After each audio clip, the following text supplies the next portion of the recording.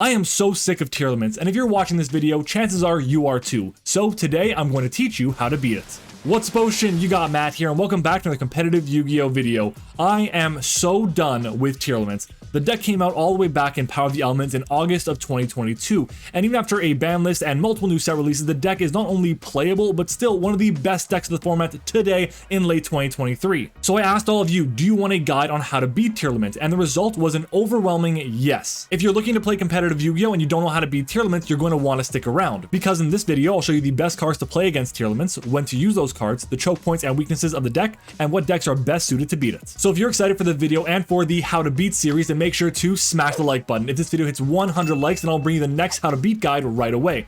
Also, if you like deck profiles, combo guides, meta discussions, and competitive Yu-Gi-Oh videos just like this one, you're gonna love this channel. So make sure to subscribe and help us reach our end of year goal of 3,000 subscribers. Now, with all that being said, here is the ultimate guide on how to beat Tearlaments in competitive Yu-Gi-Oh. Let's jump into it. The first thing we have to talk about is what does the Tearlaments player want to do, but before we do that, this is what a Tearlaments deck actually looks like right now. Over its lifetime, the deck has evolved from Pure Tier to Ishizu Tier to Tier Cash, and now the best way to describe this deck is Horus Tier, but the deck still incorporates all the aspects from the previous variants. You still play as many tier names as possible, including multiple copies of Tearlaments Kashtira, and of course all 4 Ishizu cards. We're also seeing the addition of the Horus engine, which is at bare minimum 3 copies of Imseti, 2 King Sarcophagus, and 1 copy of Happy. The rest of the deck is going to be cards that try to make your mills as good as possible. Some cards that do that include King of the Swamp and Shadal's. There are of course cards that do nothing when they're milled, but they see play for various reasons, like the Dangers, Kashtira Fenrir, even Diviner of the Herald. So what is the deck trying to do? Well, their goal is to try and mill as many good cards from their deck as possible, and they try and do this on both players' turn. They do this with the goal of creating a really massive end board that includes either the negations or powerful interruptions as well. Sometimes the mills are amazing and the deck just functions perfectly and has everything that it could possibly need. Other times the mills are not so good and the one way they can have a fusion summon gets stopped, or they don't even get the chance to mill at all. At this point in the video, I would usually start talking about what the end board looks like for the specific deck we're covering, but with Tearlaments I can't really do that. Basically, with each additional mill, the tier combo changes, so basically it has no set end board or set combo. So instead of talking about the end board as a totality, we're going to start talking about individual pieces that you could see on a Tearlaments end board, and there are a lot of them. Totally Awesome being summoned off the effect of Bahamut Shark is really popular right now. The Bahamut Shark is usually being made with a Rhino Heart plus a Beast King of the Swamp or even a Mud Dragon of the Swamp. Tearlaments Kaleido Heart is one of the most popular cards for the deck to end on right now because it allows you to trigger tier names after it's been outed. Tearlaments Royal Kalos is also really good, but it's only seeing play in decks that decide to incorporate Beast King of the Swamp or King of the Swamp in their strategies. Predaplant Dragos Depelia is one of the best cards for the deck to end on because it requires a fusion and a dark monster, which is so easy for the deck to make with any of their fusion monsters and any of the tier names that they just shuffle back in the deck to recur their resources. Baron de Fleur is also a great card to end on for Tearlaments, but it's really only summonable if Diviner of the Herald is being played. Time Thief Redoer is a fantastic card for this strategy, especially if you're overlaying a powerful card like Shiren. Because it's level 4 and it's being sent to the graveyard, you can trigger its effect to fusion summon on your opponent's turn. El Shaddoll Winda also sees some play in Tearlaments, but only if Shaddoll Beast is being played. It can be easily made to lock you out of the game and really shuts down your ability to play in general. Tearlaments Sulliak is also a great way to start negating monsters, but it's also good because it allows the tier player to start fusion summoning with their tier cards. The same goes for Tearlaments Crime, which is a fantastic counter trap for the archetype and does see a lot of play. Tearlaments Scream allows them to start milling cards when you normal or special summon a monster, which is really strong and allows them to play on your turn. The field spell Primeval Planet Pearl Rhino gives them removal when a tier card is shuffled into the deck, which has its advantages. Tearlaments Kashtira may not be on the field, but in hand they can use it as a way to start milling on your turn. The shufflers are great. On field or in graveyard they can be used to help recycle their own resources, but also to interrupt your own graveyard plays. IP Masquerena for SP Little Knight is also becoming increasingly more common, and Tearlaments Havness in hand effect to start milling is also really good. So there are a ton of options for them to end on, and this doesn't even cover all of them. Let's quickly talk about the tier cards in a bit more detail, and if you guys already know what the tier cards do and you want to skip this section, check out the timestamp right over here. There are 4 classic main deck monsters: Tearlaments Rhino Heart, Tearlaments Merly, Tearlaments Havness, and Tearlaments Shiren. They all have an effect when they're sent to graveyard by card effect. Merly, Havness, and Shiren can fusion summon using themselves and other cards from your hand, field, or graveyard by placing them on the bottom of the deck. While Rhino Heart can summon itself, but then sends 1 Tearlaments card from hand to graveyard, which seems like a downside, but it can actually help start the plays. They all have other effects which allow them to start milling. Rhino Heart sends any tier monster from deck to graveyard. Merly, on summon, mills 3 cards. Havness special summons itself and mills 3 when your opponent activates a monster effect on the field, and Shiren can special summon itself by sending 1 other card from hand to the graveyard and then mills 3. Tearlaments Kashtira is also seeing a ton of play, usually alongside a copy or 2 of Kashtira Fenrir to help search it. Tier Cash has 3 effects. The first is that it can special summon itself during the main phase as a quick effect by banishing a tier or Kashtira card from the hand or graveyard. When it's special summoned, 1 player sends the top 3 cards from their deck to the graveyard. If it's sent to the graveyard by a card effect, mill 2 cards. Essentially, this card represents another mill 5 for the strategy.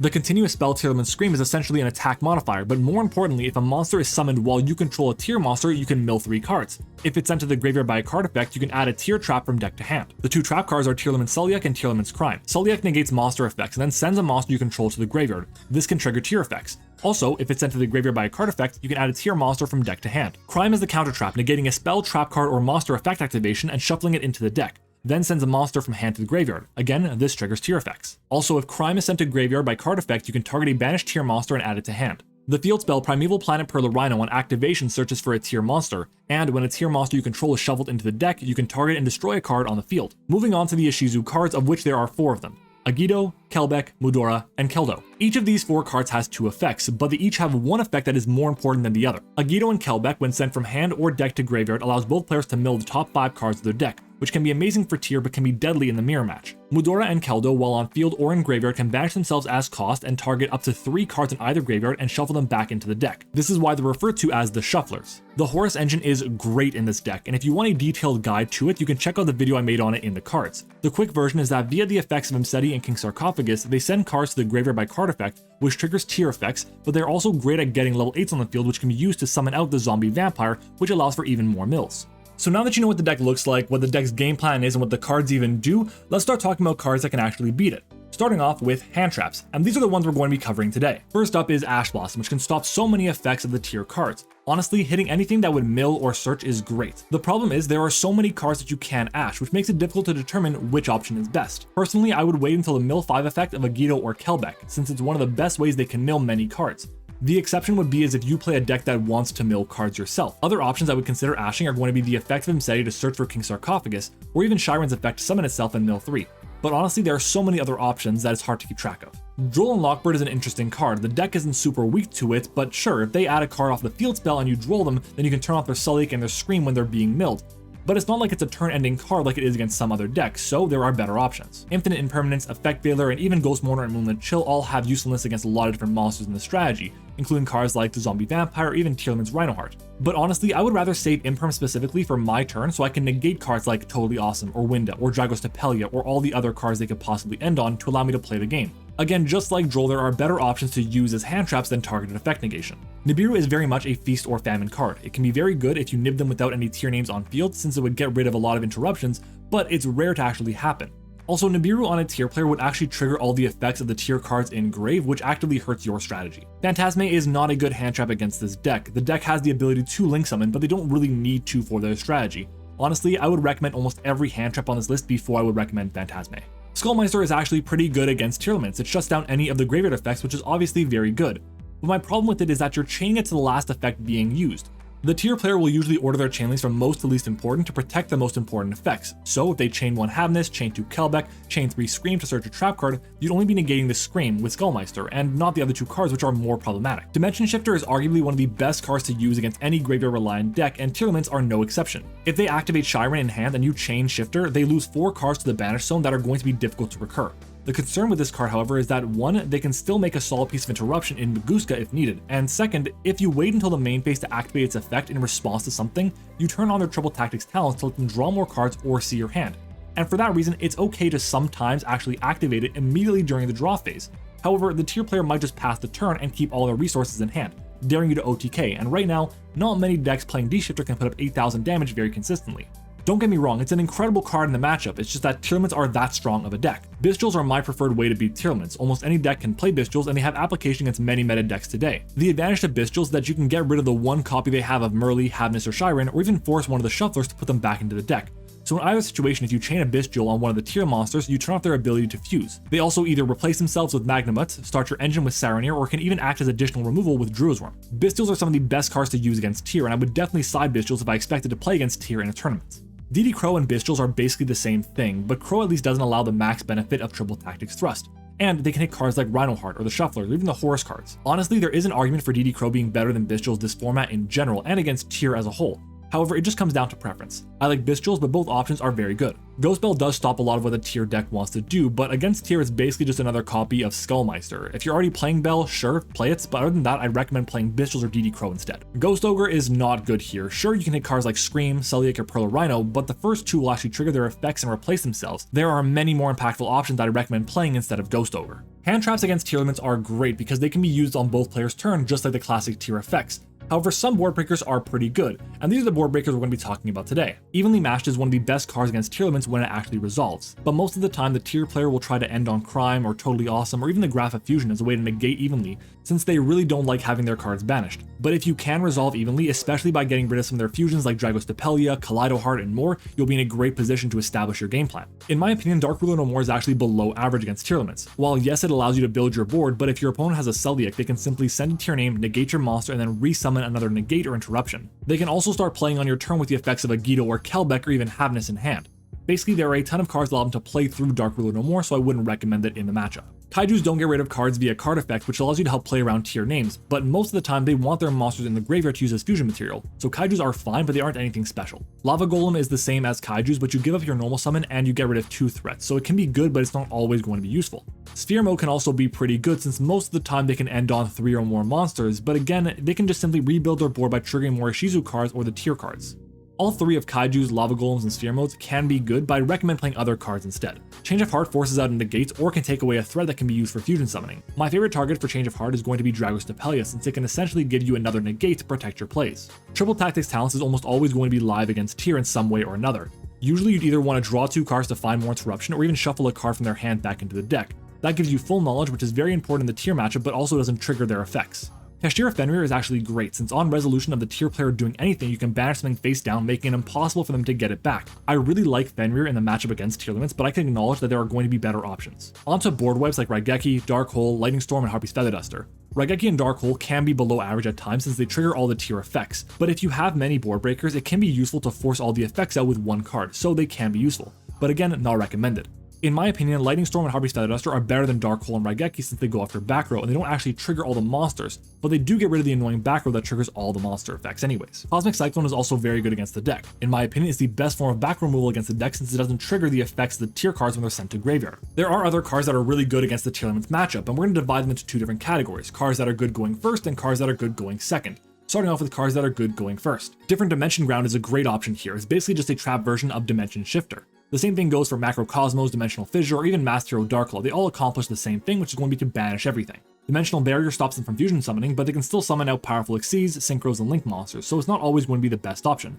But it does have a wide use against other decks, and for that reason it's seeing a lot of play in many side decks. Abyss Dweller shuts off all their graveyard effects for the low price of 2 level 4s and is so good. Definitely is one of the best, most generic ways to beat Tearlaments.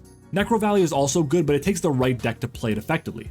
As for good going second options, Ultimate Slayer is a great choice because it shuffles the card back into the deck and it gets rid of these problematic Tearlaments extra deck monsters without triggering any of their effects to recur resources. Other than that, Handtraps like the Bestials and DD Crow are going to be your best option going second. Now let's talk about the choke points and weaknesses of the deck, and I'll be honest, it's not like a traditional deck where there's just a specific combo that is weak to a specific card at a specific point in time. In reality, it's not going to be, hey, stop this specific mill here or this activation here. You can't really do that against Tearlaments. I will say though, if you can stop the millers in Agido and Kelbeck, you should be in a good position since those cards allow them to mill the most they can possibly do at one time. The first choke point of the deck is going to be the graveyard. If you can actually stop them from using effects in the graveyard, either by banishing cards or by just negating effects in the graveyard in general, you're going to be in a really good situation because they can't do too much. Low resources are also a weakness of the deck. Because of the banning of Kitkalos and limitations to Merly, Havness, and Shiren, and of course to the Ishizu cards, they have very few resources to just recur over the course of a long game, making their grind game a lot worse than it once was in the past. And the last weakness of the deck I want to talk about today is going to be variance, also known as luck. Tearlaments need a bit more luck than the other decks in the format. It's not so simple as saying, well, I'll just draw 5 or 6 cards and just go from there. In reality, you have to worry about what the next 5 or so cards are on the top of the deck, because when you mill them, if you get nothing, then your turn ends. And for that reason, variance plays a big role in what Tearlaments can do. Here are some decks that have good matchups against Tearlaments, the first of which is going to be Dragonlink. And the reason for it is because they play Bestials and a ton of them, and in the main deck as well. Bestials are so good against Tear, so you should be able to win game 1 pretty easily. On top of that, Boral Endragon is an absolute pain for Tearlaments to out. I will say though that Tearlaments do play Super Poly, so against Dragonlink it can be very problematic and just wipe out their entire end board. Fluwandereeze is also great because they main D-Shifter, and it's one of the best decks at doing that. On top of that, they do have a really powerful boss monster in the strategy in M-Pin, which will force everything to defense position so they can activate their effects, and they can also just beat over pretty much everything in the tier strategy because of M-Pin's second effect. In my opinion, Unchained has a pretty bad matchup against Tearlaments right now, even though it's one of the best decks of the format. Unchained's removal is all via card effect, which can trigger the effects of all the tier monsters, which is pretty important in this situation here as well. Also, Tearlaments can get rid of all the Unchained monsters and spells and trap cards by just shuffling them back into the deck or sending them to the graveyard. They don't have to worry too much about destroying them to trigger the powerful effects of the Unchained cards. And there you have it. You now know how to beat Tearlaments in competitive Yu-Gi-Oh! Now let me know down in the comments, what deck are you playing this format and how are you planning to beat Tearlaments with it? And then of course, tell me what deck you want to see a how to beat guide for next. If you made it this far in the video, you must have enjoyed it even just a little bit. So make sure to smash the like button. If this video hits 100 likes, then I'll bring you the next guide on how to beat another competitive meta deck right away. Speaking of meta decks, if you want a guide to the next best meta deck in Centurion being released in Valiant Smashers, make sure to check out the video right over here. And finally guys, consider subscribing to the channel for more amazing competitive Yu-Gi-Oh videos just like this one, and to help us reach our end of year goal of 3,000 subscribers. Thanks so much for watching the video, I hope you enjoyed it, and I'll see you all next time.